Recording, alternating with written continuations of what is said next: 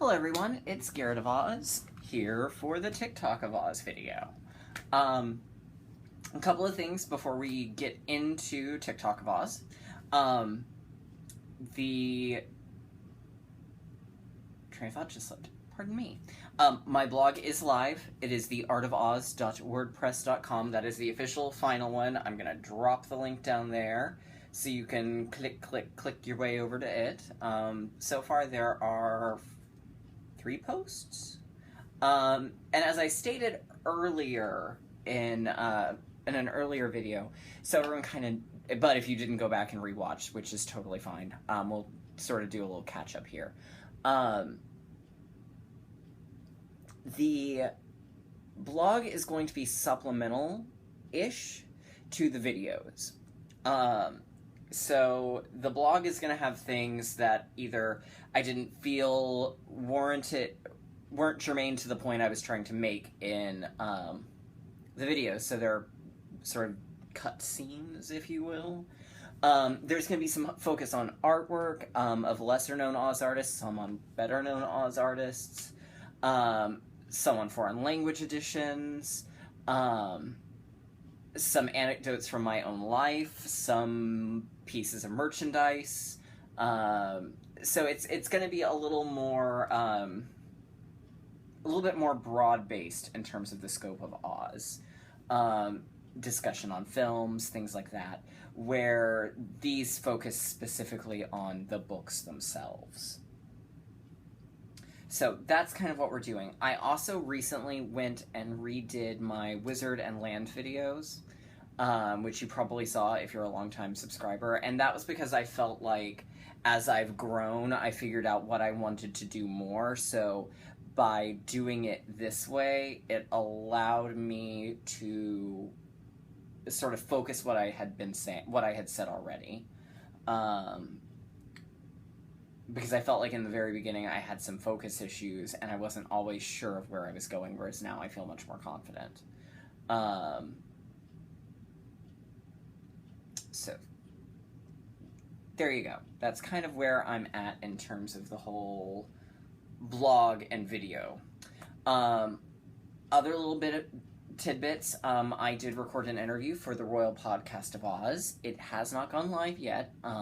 I anticipate it will probably be live by the time we get to the next video, which that'll be discussed towards the end. And of course, I will link it here. So we did that. And then upcoming here in the DFW Metroplex area, 2 sort of things. There's a big estate sale, not this weekend, but next weekend. So hopefully I will be able to snatch up some things. Fingers crossed. And then, beyond that, the Dallas Arboretum is doing their annual fall pumpkin patch, and this year's theme is Wizard of Oz. So I'm planning to go to that. I'm going to do my best to do a video of the event. I'm also going to try and reach out to the Arboretum and see if maybe there's someone I can talk to about the concept, where they got the idea, just sort of get some information about it. So we'll see. Who knows? So that's kind of what's coming there. So, without further ado, we were going to jump right on into Tik-Tok of Oz. Now, the last video, I was going to be reading a slightly different different copy. Same edition, different color binding. It was in goldenrod, whereas this one is red. And the reason I switched was the goldenrod one was a gift from Jane Albright as a wedding present, because it was one of the few two bombs I did not have. There's something that, and I don't smell it, but it must be giving off a certain smell, because my dog insisted on licking it the entire time I was trying to read. And if you've ever tried to read a book while a dog is actively trying to lick the book, not terribly easy. So it went back on the shelf and I got this one instead, and he did not want to lick it. So my dog is weird. It's best I can say. So, Instead, we read this edition.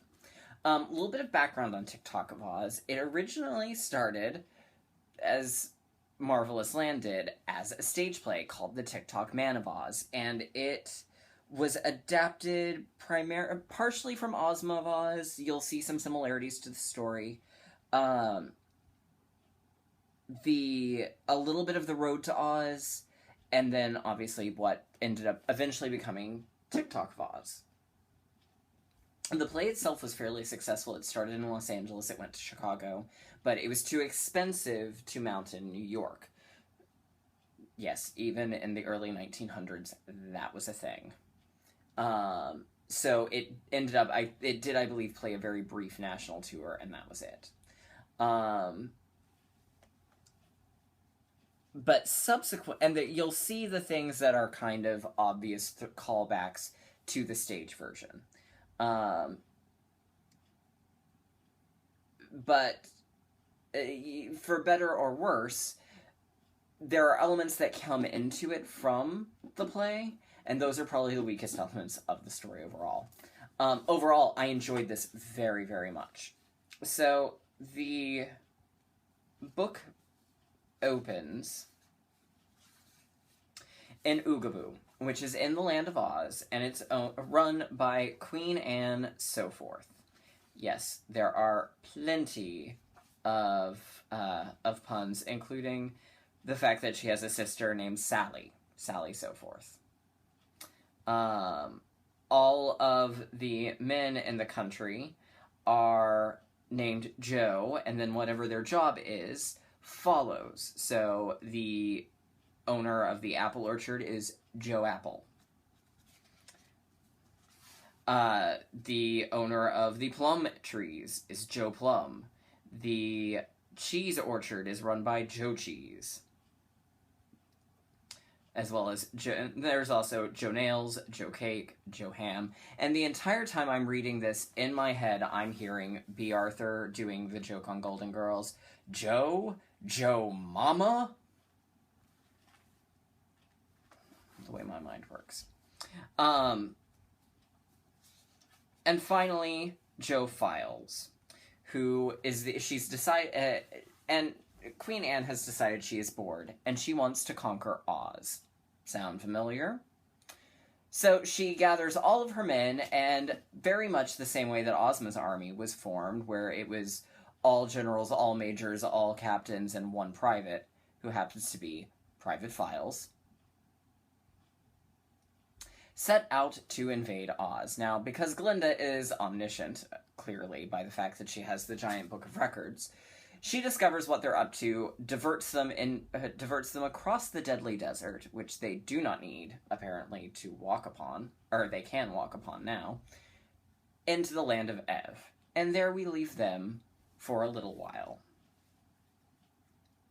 So we meet Queen Anne, and then we meet our heroine of the book, Betsy Bobbin. Now, Betsy Bobbin is basically a stand-in for Dorothy in this instance. She and her faithful donkey, Hank, are on a boat that gets caught in a big storm, and they get blown overboard. Sound familiar?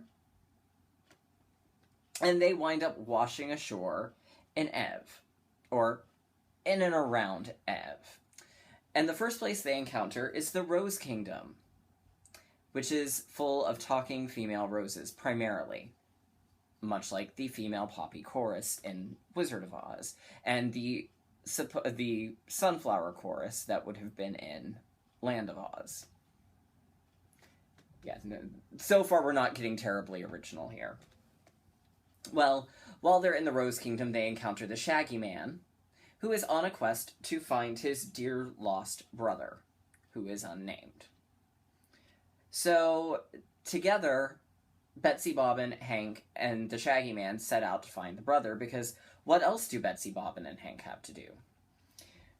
They follow along a path, and they encounter Polychrome, the Rainbow's daughter, remember, from Road to Oz, who had an adventure with the Shaggy Man? Well, because in the stage version they hadn't met before, they haven't met before in this either, which makes her a very awkward exchange at the beginning. So, the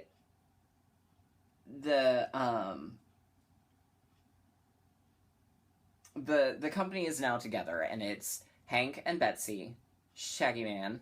Oh, and while they're in the Rose Garden, they happen to pick a princess who is ready to be the queen, but because the women only want a male ruler, she is banished. Her name is Ozga. She had been intended in the stage version. She was Ozma, unrelated to the character we now know and love. So you've got Ozga, Polychrome, Betsy, Hank, Shaggy Man. Somewhat similar makeup with Road to Oz. Girl from Oklahoma instead of girl from Kansas. Donkey instead of dog. Polychrome Shaggy Man. Ozga instead of Button Bright. Traipsing through Ev. They're aware that the Gnome King, Ruggedo, has the brother. So they're marching along their way, and they encounter, at the bottom of a well, Tik-Tok, who has been thrown there by Ruggedo, who is also now known as the Metal Monarch.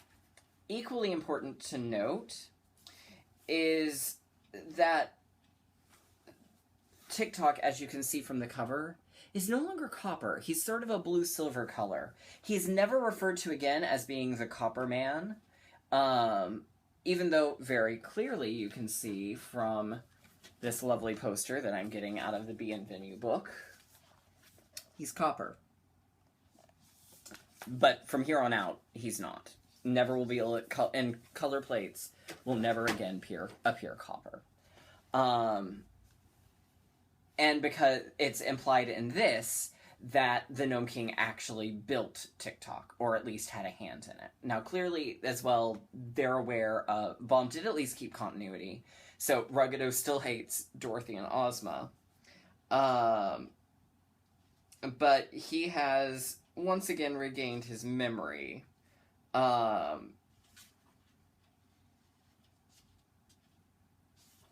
And is back to being angry and evil and mean.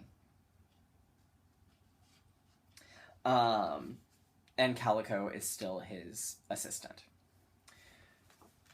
So, Ruggedo,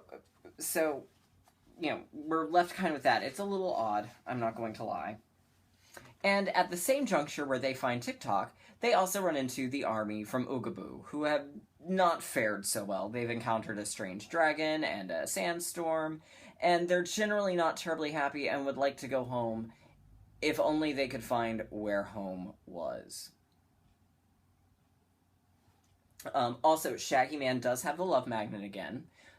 Ozma allows him to take it, so that way he's protected while he's on this journey. But whereas before, you just had to be around him to love him, now he has to pull it out for you to see.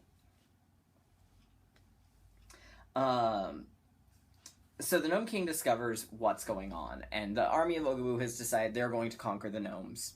And he won't have this, so he uses this gigantic tube that slides to the other side of the earth, decides to send them through there, despite Calico's warning that the Great Jinjin had warned him not to do that again, because the Great Jinjin didn't want to deal with that. So they go through the tube. The Jinjin is not angry with them, because obviously they did not realize they were about to wander into a giant tube through the other side of the earth, and instead decides to make his judgment against Ruggedo. Now, he has no magic power, but he is all-seeing, all-knowing, and all-fair. He rules the fairies, who do have magic. And he decides that he's going to cast Ruggedo out of Gnome Land, and he's no longer going to be king, and they're going to take away all his magic powers. It's a complicated plot. And he does this by sending a dragon. A wonderful, magical, sort of Chinese-style dragon.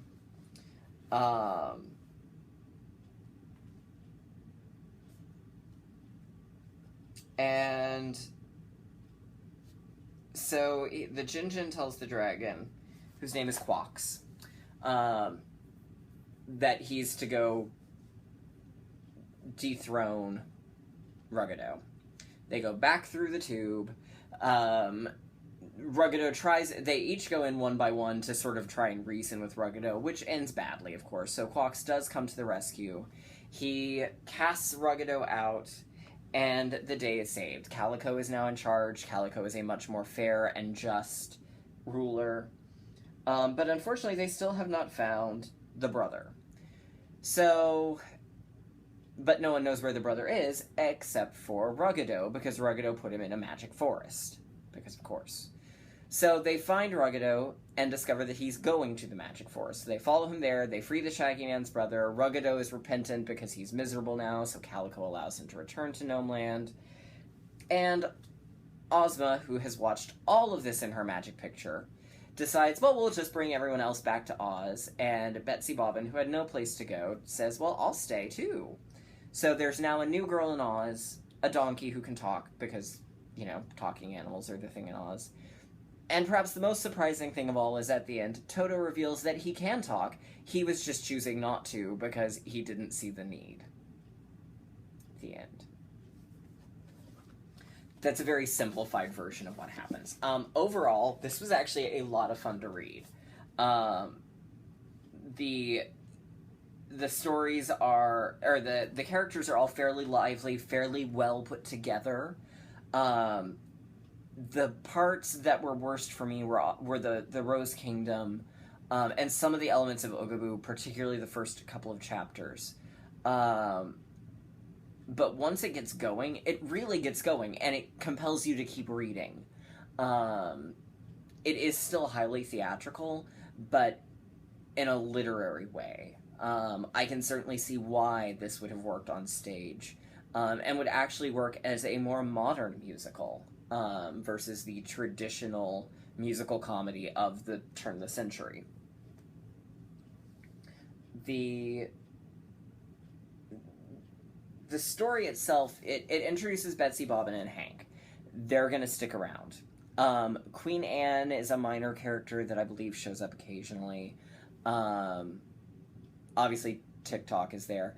Calico will stay in charge. I believe that carries through maybe even to the end of the series. I'm not entirely sure. I know the gnomes are the recurring bad guy.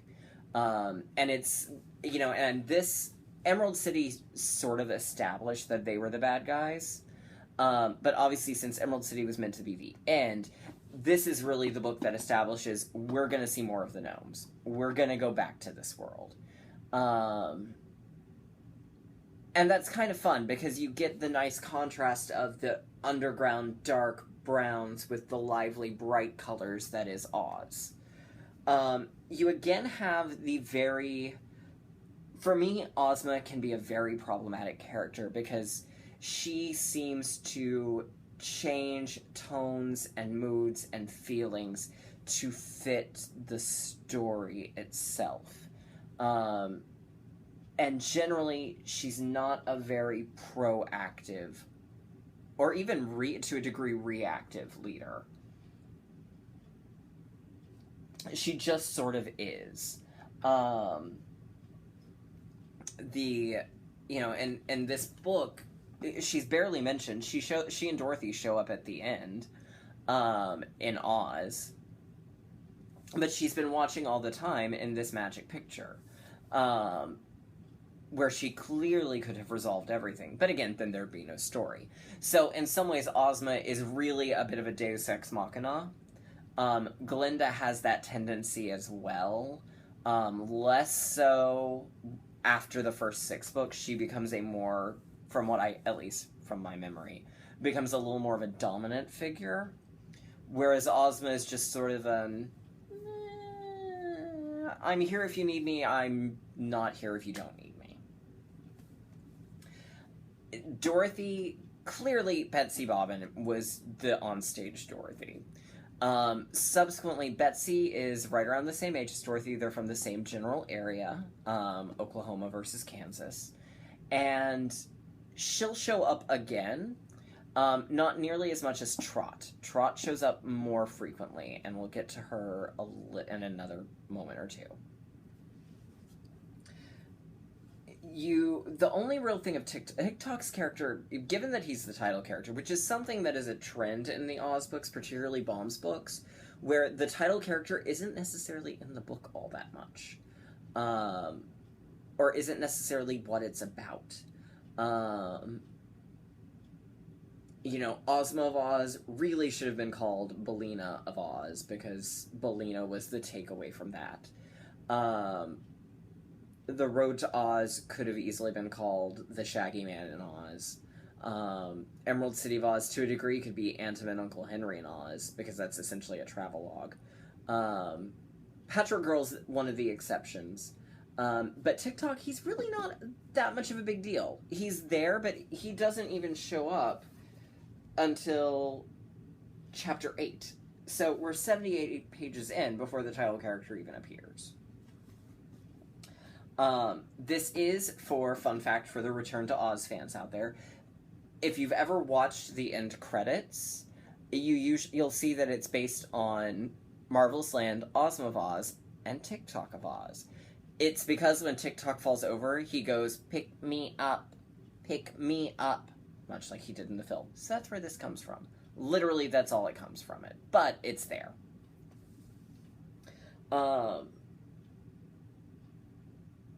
You get the artwork in it is actually some of my favorite of Neil's, such as Tik-Tok in his well on the title page.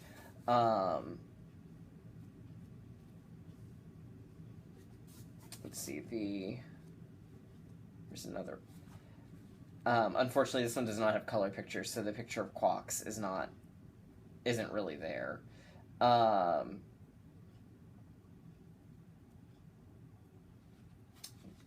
when we finally find the brother in the forest of the gnome's jeweled forests, I mean, they're very striking images, and they're very, to a degree, they're also very theatrical. I think this is actually one of my favorites in terms of Neil's artwork that I've seen. A nice picture of Ozma, Dorothy, and Betsy Bobbin. Betsy has a much more boyish figure, usually, because she is younger than Dorothy. And you get the Sawhorse meeting Hank, which is kind of fun. So you get some really nice illustrations out of Neil in this book. I tend to not always be a fan of Neil. I know Baum wasn't either. But there's no denying this one was a very, very beautiful book. And eventually I'll get to see it with colored plates one day, maybe. So, overall, I would place this in the same general area that I would place,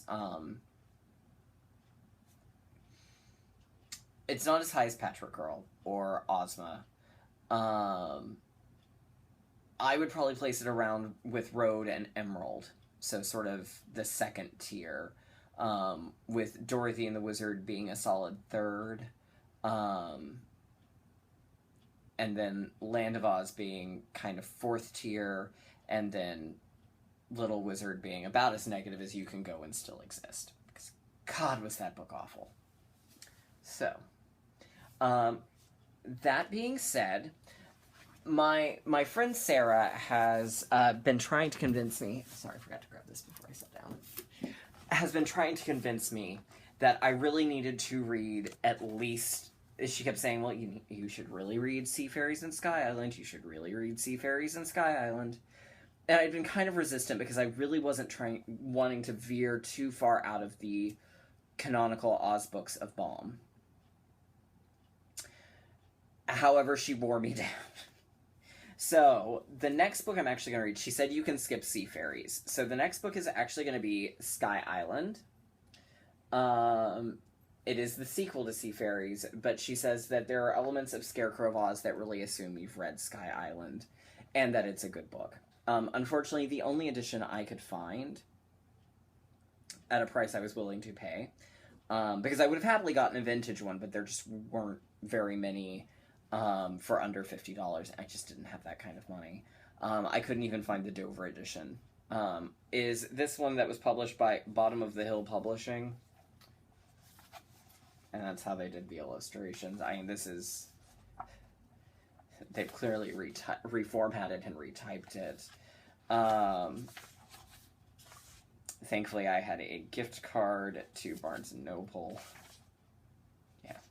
So, I'm actually going to read Sky Island next. And then we'll read Scarecrow of Oz. Now, that being said, I will leave it up to y'all. I can do a video over Sky Island, or I can just sort of recap it a little before Scarecrow of Oz. The edition of Scarecrow of Oz that I'm reading is, again, going to be a later edition. It's a post 35. So there's the cover. It does actually have a dust jacket. And it's interesting because it goes up through scalawagons. So, you know, it's one of my few that actually has a dust jacket. It's when the books were still $1.75 each. So this is one that this will be the next one we read. So I'm going to read Sky Island next. If y'all want a video from Sky Island, drop me a line in the comments. Otherwise, I may not. And then we'll go straight on in to Scarecrow of Oz, which I'm also excited to read because I have not read this one before. So we're into the next into this sort of run of books I haven't read.